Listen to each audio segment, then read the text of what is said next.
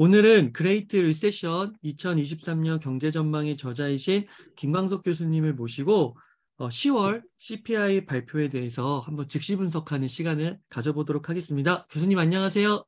네, 안녕하세요. 반갑습니다. 네, 교수님 반갑습니다. 지금 막 10월 네, CPI 지수가 발표가 되었습니다. 네, 총평 한번 부탁드리겠습니다. 네. 총평은 물가 정점 맞구나 확인하는 과정. 물가 상승률도 정점 통과했다라고 기대될 만은 하지만 그뿐 아니라 근원 물가 상승률도 상승세에서 이제 하락세로 전환됐구나. 어, 그러면 아무래도 금리 인상 속도가 확실히 조절될 수 있겠구나. 아마도 내일 주식시장에는 조금 훈풍이 돌지 않겠구나. 뭐 이런 생각, 이게 제 기본적인 총평입니다. 네. 교수님께서 그 지난달하고 또 네, 9월 달에 네, 물가의 정점을 찍었다고 이렇게 표현을 하셨습니다. 네. 그렇다면은 이제 그 생각에는 변화가 없으신 건가요? 네, 변화가 없고요. 제가 물가 정점 찍은 거다라고 생각했던 그 생각에 또 동조해주는 데이터들이 나왔다라고 볼 수 음. 있겠고요. 여러분께 지금 방금 데이터 받자마자 업데이트한 자료를 보여드리면서 이야기를 해봐 드리도록 하겠습니다. 자, 보시는 것처럼 우리는 지난 9.1%라는 미국 물가 상승률을 받아들고 이제 시장이 엄청나게 얼어붙었었던 거죠. 주식시장도. 그리고 나름 8.5, 8.3, 8.2 이렇게 상승세가 많이 둔화되는 흐름 이게 유지됐었습니다. 그러다가 이번에는 시장의 기대치가 7.9, 8.0이었는데 시장의 기대치보다도 밑도는 음. 물가가 발표된 거죠. 7.7. 그리고 근래 들어 7.7이라는 숫자는 상당히 오랜만이고 또 중요한 것은 8이라는 어떻게 보면 심리적 지지선이 있는데 심리적 지지선을 훨씬 밑돌았다. 훨씬. 그래서 이동안만 해도 8.5, 8.3, 8.3에 8.2 상승, 그러니까 둔화되는 속도가 너무 천천히 진행되는 거 아니냐는 걱정도 있었는데 상당한 속도로 둔화됐다. 이게 이제 첫 번째 이번 발표의 흐름이고요. 근래 2022년 들어서 물가 상승률의 흐름인데 결국 지난 2월 이후에 가장 낮은 숫자, 그러니까 말 그대로 이거 정점 맞구나라는 것을 확인케 해주는 숫자 이렇게 볼 수 있고요. 지금은 미국 소비자 물가 CPI만 봤는데 이 왼쪽 그래프가 좀 중요한 것 같습니다. 여기 보시면 전체 올 아이템, 약 우리나라로 쳐도 이제 460여 가지 소비 품목, 올 아이템이 지난달에는 8.2였는데 7.7로 떨어졌던 음. 거고요. 또 이제 음식, 식료품이나 에너지 모두 다 떨어진 겁니다. 지난달에는 이게 19.9였나요? 이렇게 20%에 가까운 숫자였는데 떨어졌고 다 에너지, 식료품 전반에 걸쳐서 상승세가 둔화됐습니다. 근데 우리가 지금 주목하고자 하는 것은 그럼 CPI 중에 근원 CPI인 거죠. 전체 소비자 물가 상승률에서 급등락이 심한 식료품과 에너지 가격을 제외한 기조적인 물가 상승세를 볼 수 있는 근원 물가 상승률을 보니까 6.3%로 기록한 겁니다. 이 음. 6.3%의 의미를 이 그래프를 통해서 확인할 수 있는데 결국 이제 지난달, 지지난달에 물가 상승세는 둔화됐지만 걱정됐던 것은 근원 물가가 안 잡혀서였어요. 어, 근원 물가가 계속 올라가니까 그거 물가 잡힌 게 아니다. 네. 기조적으로 물가가 상승하는 것이다. 그런 걱정들이 많이 있었는데 보시는 것처럼 근원 물가마저 상당 수준으로 안정화되는 흐름이고요. 그 다음 제가 지난 FMC 회의 즉시 분석할 때 보여드렸던 장표가 이거였는데 이건 기대 인플레이션율이죠. 이미 여러분의 혹은 미국 국민들의 근원 물가가 아니라 이제 기대 인플레이션율 자체가 2%대로 내려온 거예요. 음. 그러니까 이제 좀 금리 인상 속도를 조절해도 되는 게 아니냐라는 음. 여론이 있을 수 있는데 왜냐하면 갑자기 금리 인상 속도를 조절하거나 뭐 동결하거나 예를 들어 극단적으로 그래 버리면 또 심리적으로 다시 제자리로 돌아오니까 그게 걱정이 돼서 아무래도 또 FMC 회의 결과 이제 기자회견 할 때라도 기축적인 또 이렇게 매파적인 발언을 아낄 수가 없었던 거예요. 그걸 비둘기파적으로 확 얘기를 해버리면 또 기대 인플레이션율을 또다시 자극할 수 있으니까. 근데 지금 이렇게까지 기대 인플레이션율까지, 그러니까 다시 말하면 정리해보면 미국 CPI라는 관점에서도 근원 물가라는 관점에서도 음, 기조적인 거 그리고 심리적인 거 기대 인플레이션 이해가시죠? 네. 그러니까 지표, 기조, 심리 세 가지 면에서 다 물가 정점 찍은 게 확실하구나. 어, 정점을 통과하는구나라는 것을 인식해주는 데이터인 거예요. 네. 그렇기 때문에 아무래도 금리 인상 속도나 여러 가지 면에서 다른 기조, 턴어라운드에 해당되는 그런 기조를 훈풍을 가져올 수 있는 기점이지 않을까.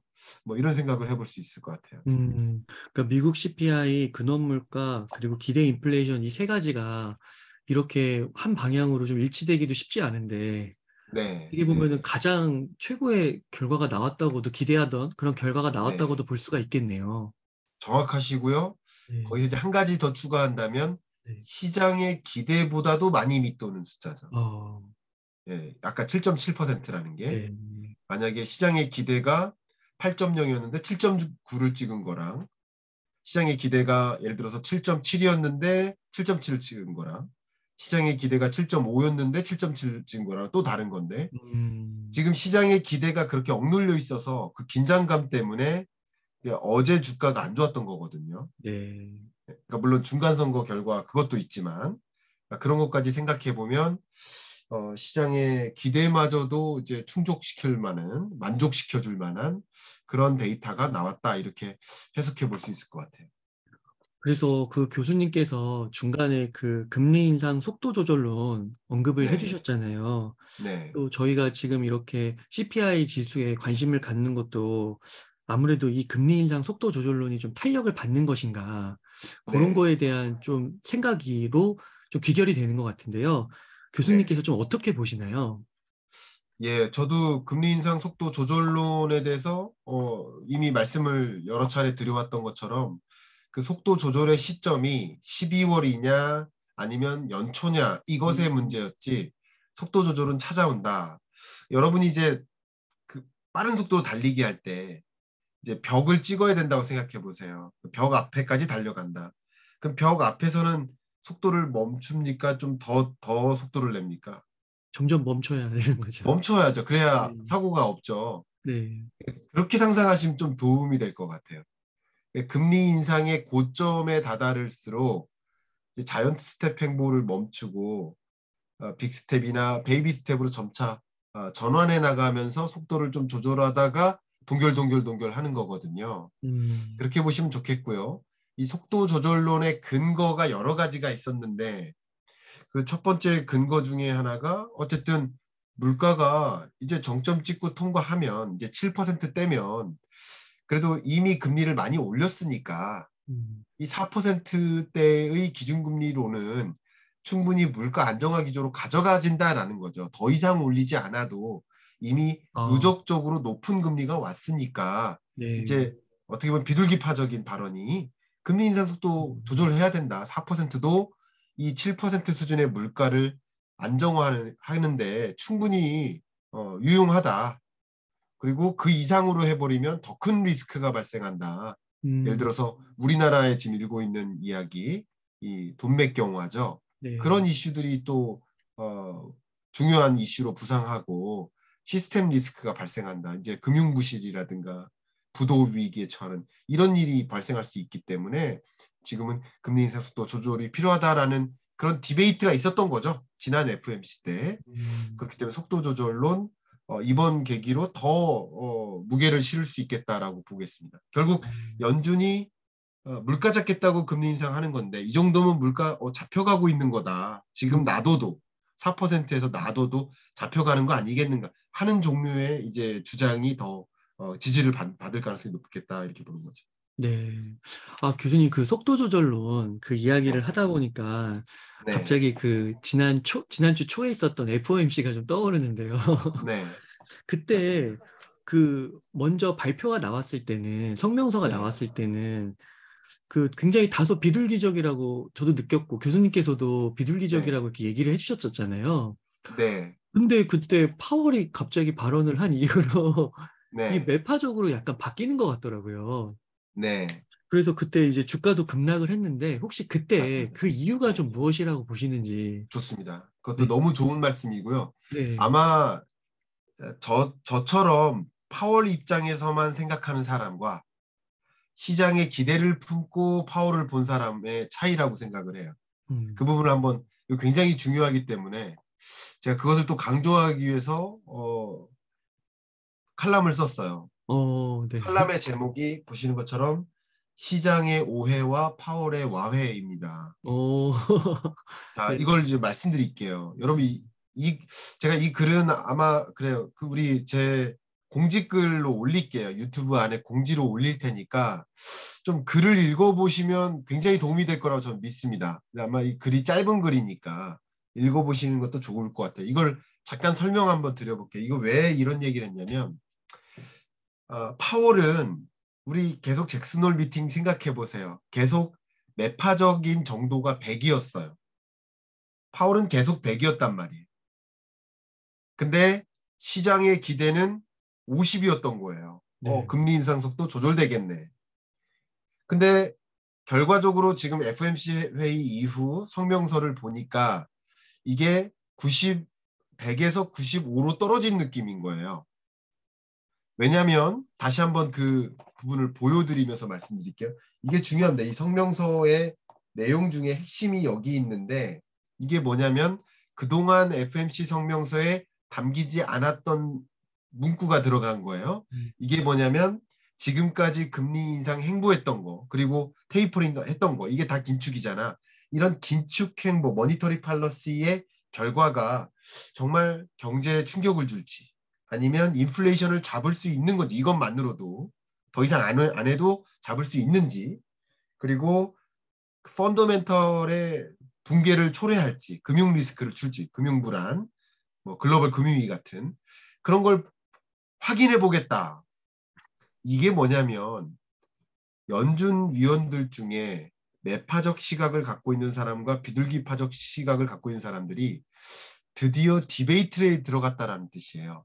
음, 그동안에는 만장일치로 자 금리 인상하자 이거였는데 이번에 네, 엄청 싸운 거예요. 저도 이제 이 페드 가서 느낀 게 그겁니다. 음, 엄청 이론이 갈리는 거예요. 어, 물론 주마다 상황이 다르니까 누구는 물가만 보는 거고 누구는 상대적으로 금융 리스크만 보는 거예요. 예를 들어 우리나라처럼 레고랜드 사태가 있다거나 채권 시장이 불안해지면 더 불안하니까 그런 거 문제 있으니까 금리 인상 속도 조절해야 된다. 저마다 위원들이 각 주에서 자기가한테 더 많이 중심이 되는 것들을 관찰하다 보니까 다른 의견을 갖고 있을 수 있어요. 극단적인 예는 한국은행 총재와 BOJ 일본은행 총재가 다른 극단적인 통화 정책을 가져가고 있잖아요. 네, 마찬가지입니다. FMC 위원들이 다른 생각을 가질 수 있어요. 다른 생각 끝에 이런 얘기가 담겼다는 얘기는 싸운다는 거예요. 그래서 싸우니까 뭐 하자? 우리 스터디하고 가자. 네, 연구해보자. 그러니까 이게 굉장히 강한 매파적인 시각에서 내려왔다라는 것을 반증해줘요. 음, 그런데 앞에 말씀드렸던 것처럼 이제 그게 매파가 아니라 비둘기파라고 저는 그렇게 판단한 건데 여전히 시장에서는 금리 속도 조절론에 대해서 이제 거의 믿고 있었고 그러니까 50을 기대했는데 95네 하면서 놀랐던 거죠. 그러니까 시장의 오해와 파월의 와해, 그 오해다라고 와해시켜주는 과정. 음, 그런 게 아니었을까라고 판단을 합니다. 그래서 아마 웅달책방 그 채널에도 제 채널에도 그런 종류의 댓글들이 들려서 오해 없으시라고 좀 나름 상세한 댓글로 설명을 어, 드렸는데 그렇게 여러분 입장에서도 이걸 해석하는 것도 어떤 견지냐에 따라 다른 거예요. 근데 저는 아직까지도 파월의 입장은 어쨌든 내려온 것이다. 음, 시장의 기대치보다도 높았던 것뿐이다. 이렇게 음, 저는 생각을 하고 있고 그게 패드워치에 담겨 있죠. 네, 빅스텝의 무게를 싣고 있는 것이. 예. 어. 그렇게 생각하시면 도움이 될 것 같습니다. 그 속도 조절론 그때 이제 그 FOMC 때만 해도 그 네. 성명서랑 파월이랑 그게 좀 갈리면서 이게 네. 속도 조절론이 되는 건가 이게 탄력을 받는 건가 했는데 네. 오늘 어떻게 보면은 조금 더 이제 속도 조절론 쪽으로 가중치가 실렸다고 좀 더 그렇죠. 확실하게 볼 수 있을 것 같은데요. 아무래도 물가 잡힐 때 물론 제가 말씀드린 대로 7%대 7.7%의 이 물가 상승률은 정말 유례없는 고물가야 아직도 고물가야. 근데 그 물가 잡기 위해서 금리를 올렸지 않습니까? 4%포인트까지. 그럼 4%라는 기준금리는 이 물가를 충분히 잡는데 유용한 수단이 된 거예요. 이미 온 거예요. 더 올릴 필요 있느냐라는 여론이 좀 더 무게를 실을 수 있다. 좀 더 그럴 수 있다. 이렇게 판단 내려집니다. 교수님, 그러면 그 네, 12월에 FOMC가 한 번 더 남아 있잖아요. 네, 그때는 이제 어떤 좀 결과가 나올 것으로 예상을 하시나요? 네. 그 좋은 질문이고요. 네. 지금 제가 패드워치를 계속 업데이트를 하고 있었거든요. 네. 패드워치 한번 보여드리죠. 진짜 여러분들도 어쩌면 좀 놀라실 수도 있겠다 이런 오. 생각을 해봅니다. 제가 자, 이 지금 패드워치 보시면 제가 이 물가 발표되기 직전에 캡처했던 거예요. 예. 이게 뭐냐면 지금 현재 상단이 4잖아요.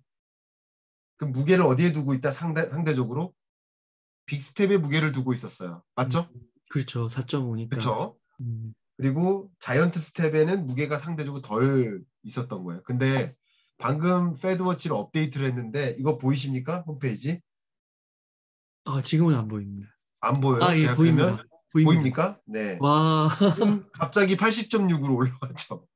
재밌지 그렇구나. 않습니까? 이게 네, 실시간으로 업데이트되는 정보인데 네, 시장의 기대가 이제 정말 완전히 빅스텝에 무게를 두는 모습인 거예요. 금리 그렇구나. 인상 속도 조절론이 담긴 거고요.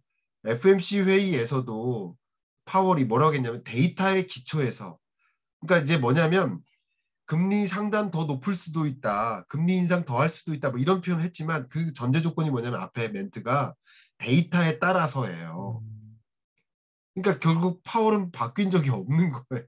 데이터에 따라서 만약에 데이터가 확실히 금리 인상이 필요 없다라는 것을 보여줄 만한 안정적인 물가가 발표가 되면 나 뭐 빅스텝 할 수 있는 거다라는 뜻인 거예요. 또 음, 어떻게 보면 네. 그죠? 데이터에 따라서 그그 데이터가 이제 결국 이 패드워치에 딱 보여줌으로써 이게 와, 정확히 제가 발표되기 직전에 10시 30분 전에 29분에 캡처했었고 지금 방금 이제 한 20분 지났잖아요. 녹화하느라고. 지금 업데이트한 걸 지금 보여드린 겁니다. 이렇게 시장의 기대가 또 바뀌는 걸 보면 여러분 충분히 이해할 수 있지 않을까 생각이 됩니다. 아, 이게 너무 흥미롭네요. 네, 경제에 공부하면 참 재밌죠. 이런 것들. 네. 네, 교수님, 맞습니다. 그러면 이제는 정말 이제 네, 코앞에 닥친 네, 저희 상황을 한번 또 봐야 될 것 같은데, 네, 이제 저희 11월 24일에 네, 금융통화위원회 회의가 열리잖아요. 네, 한국은행에서요. 네, 그래서 그때 또 좀 어떻게 될지 어떻게 네. 보시나요? 지금 우리나라의 통화정책 기조도 이제 패드워치라는 게 만약에 있다면 좀 확 바뀌지 않았을까 하는 생각을 저는 해봅니다. 여러 가지 이유들이 있는데 어쨌든 미국이 자이언트 스텝을 할 것을 나름 가정하고 음, 빅스텝이라는 것을 지금 포워드 가이던스로 제시했었던 것이지만 어, 그래도 FMC 회의에서 12월에 만약에 빅스텝을 하거나 혹은 베이비 스텝을 할 거라고 그런 식으로 기대를 한다면 금리의 격차 문제가 상대적으로 덜 문제가 되니까 아무래도 다른 문제를 더 고려하지 않을까. 뭐 저도 음, 들릴 수 있습니다만 저는 그렇게 생각을 해보는 거예요. 그리고 더 중요한 것은 우리나라에 들이닥친 문제가 채권 문제 아닙니까?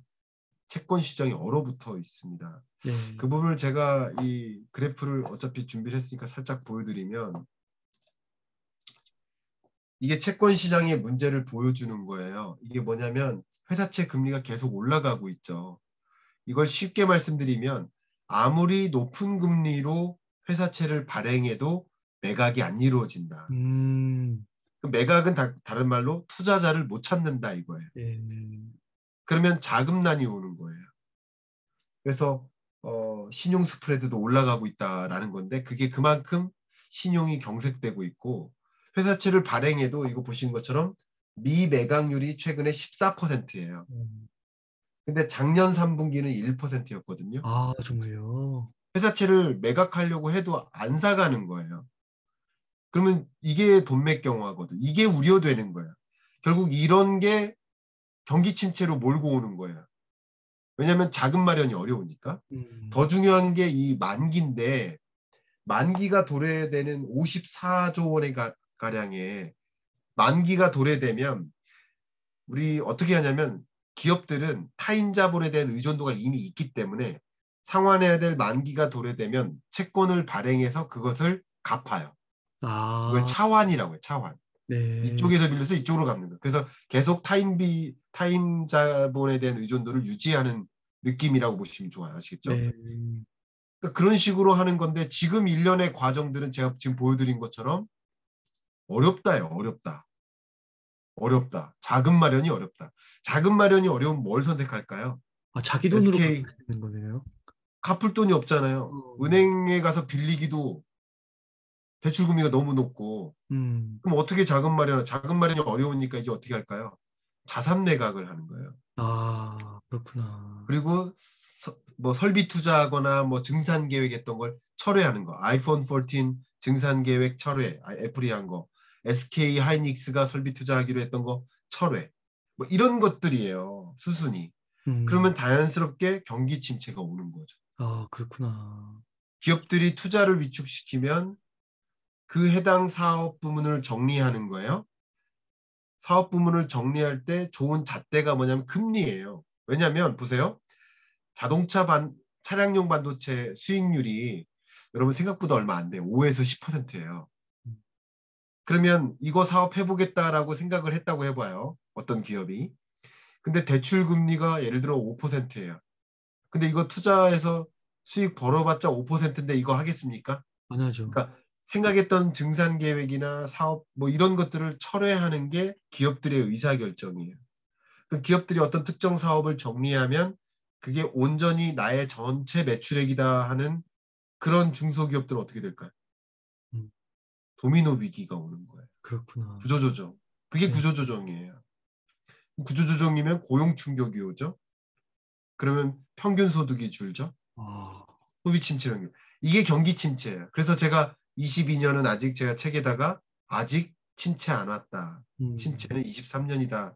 그러니까 그런 수순에 있기 때문에 지금 한국은행이 또 우려하는 게 레고 사태와 흥국생명 사태 이런 것들 때문에 더 뭐 건설사 PF라든가 이런 여러 영역에 좀 돈맥경화 현상이 나타나고 있어요. 그게 굉장히 중요한 과제이기 때문에 이런 시스템적 리스크를 안고도 금리 인상하기가 부담이 되고 있어요. 지금 현재. 근데 감사하게도 미국이 만약에 금리 인상 속도를 그렇게 높게 안 가져간다면 굳이 우리 빅스텝 할 필요 있느냐. 우리도 아까 말씀드렸던 것처럼 물가 정점 찍고 떨어지는 국면인데 심지어 환율마저 좀 안정화되고 있고 그런 국면인데 그죠? 그런 관점에서 조금 더 베이비 스텝에 무게를 두지 않을까 하는 생각을 좀 해봅니다. 네. 교수님, 그러면은 지금 이런 속도 조절론의 좀 행보가요. 교수님께서 그 그레이트 리세션 2023년 경제 전망에서 이제 네. 2023년은 그 침체에 네. 올 수밖에 없다라고 얘기를 해주셨는데 그 깊이에 있어서는 네. 조금 뭐 완화된다? 이렇게 좀 볼 수가 있는 걸까요? 금리의 역습은 아무래도 완화되는 거죠. 굳이 따진다면. 아, 예를 들어서 지금의 어떤 어제 이제 KDI도 경제전망 보고서를 냈고 그 경제전망 실장님하고 제가 자주 통화하는 사이인데 근데 그 전망할 때 항상 전제가 있을 거 아니에요. 그 전제 중에 하나가 금리 인상 기조라든가 물가 전망치에 대한 전제라든가 국제 유가에 대한 전제가 다 있는 거거든요. 저도 그런 부분을 논의를 해봤고요. 근데 전제가 바뀌면 당연히 전망치도 바뀌는 거죠. 그러니까 금리의 역습에 해당하는 물론 이미 높아진 금리이기 때문에 경기 침체를 가져올 만한 충분한 금리 수준인 건 맞지만 그 음, 정도는 조금 차이가 있다라고 볼 수 어, 있는 거죠. 예. 네. 다행이라고 볼 수 있는 거죠. 다행히 그래도 빨리 연착륙을 가져오는 데 있어서는 다행이다 생각이 듭니다. 인플레가 그래도 다소 빨리 잡혔다. 우리 네, 뭐 아직 절대 잡힌 건 아닙니다만 그래도 빨리 잡히는 국면으로 가져와서 감사하다 이거죠. 네. 교수님, 그러면 이제 이 속도 조절론이 앞으로 많이 또 언급이 될 것 같은데요. 네. 이 속도 조절론이 좀 앞으로 시장에 미치는 영향을 좀 한번 정리해 주실 수 있으실까요? 일단 속도 조절이 이루어진다는 것은 시장의 어떤 터미널 웨이트, 금리 고점이 앞당겨진다라고도 볼 수 있어요. 그리고 주가 하방 압력이 덜해진다. 그러면 이제 결국 금리의 고점이 23년 1분기냐 2분기냐 음, 이게 앞당겨질 수 있어요. 그러니까 선반영이라는 게 이제 선반영 됐다라고 보는 거죠. 그러니까 금리 때문에 주가가 떨어질 일이 없다라고 인식하는 그런 단계가 생각보다 빨리 찾아오는 거죠. 그래서 계속 우리 웅달님하고 올해 내내 정말 수십 번 만났지만 줌에서도 만났지만 22년 내내 말씀드렸던 게 22년 끝자락 이게 저점 형성 구간이다 이렇게 말씀드렸던 거 그렇게 여러분이 좀 받아들이시고 음, 이해하시면 어떨까 이렇게 저는 의견을 좀 올려보고 싶습니다. 네. 어떻게 보면 이제 증시 투자 시장 쪽에서는 네, 그래도 이게 좀 더 이렇게 장기간으로 횡보하거나 하락하거나 이런 게 조금 그래도 단축된 것 같은, 물론 또 네, 앞으로 네, 어떤 이슈가 나올지 모르겠지만 오늘 네, 그렇습니다. 이것만으로는 조금 그렇게 생각해 볼 거시경제 수 있겠네요. 관점에서. 네. 네. 아마도 저의 역할보다 이제 종목을 말씀하시는 분들의 역할이 어, 굉장히 중요해지는 시점 아닐까. 네. 컨텐츠라는 면에서도 네. 이렇게 제안 드린다면 아닙니다, 옥석 가리기가 교수님. 정말 중요해지는 시점인 거죠. 네, 지금부터. 아닙니다, 교수님. 그레이트 리세션 2023년 경제 전망에서 해주셨던 그 메시지들 저희가 더 꼼꼼히 공부해야 그 종목을 또 잘 발견할 수 있지 않을까 싶습니다. 네. 말씀 감사합니다. 네. 교수님, 그러면요, 끝으로 네. 미국 소비자 물가지수 발표를 이렇게 밤늦게까지 지켜보신 시청자분들이 많으실 것 같은데요. 좀 하고 네. 싶은 말씀이나 강조하고 싶으신 말씀 있다면 좀 부탁드리겠습니다. 네. 제가 뭐 늘상 드리는 그런 말씀인데요. 지금 이 국면이 어떤 국면인가를 좀 보셨으면 좋겠다, 항상. 계절을 구분하라, 이런 말씀도 많이 드렸는데, 국면이 지금 어떤 국면이고, 그리고 23년은 어떤 국면인지, 그 국면의 전환기라고 볼 수 있는데, 지금은 그 여러 국면의 전환 중에 어떤 지점에 머물러 있는지, 그것을 좀 확인하실 수 있는 계기가 되셨길 바라고, 오늘 그런 전환기를 좀 다시 한번 확인케 해주는, 턴어라운드를 확실히 기대할 와, 수 있게 해주는 그런 지표가 아닐까. 물론 미중 뭐 패권 전쟁이나 뭐 중간 선거 결과나 뭐 여러 가지 또 다른 이슈가 네. 다른 방향으로 영향을 미칠 수는 있습니다만 이것을 나머지 조건을 그러니까 0이라고 가정한다면 금리라는 측면에서는 그래도 많이 한숨 돌릴 만한 시점이 이제 오는 게 아닌가. 그러니까 와, 선반영이라고 생각한다면 먼저 그런 것을 감안하고 생각하셔도 좋겠다 의견입니다. 감사합니다. 이렇게 해서 김광석 교수님을 모시고 11월 CPI 즉시 분석을 하는 시간을 가져보았습니다. 긴 시간 동안 유익한 인사이트 많이 나눠주셔서 감사의 말씀드립니다. 교수님 감사합니다. 네, 감사합니다.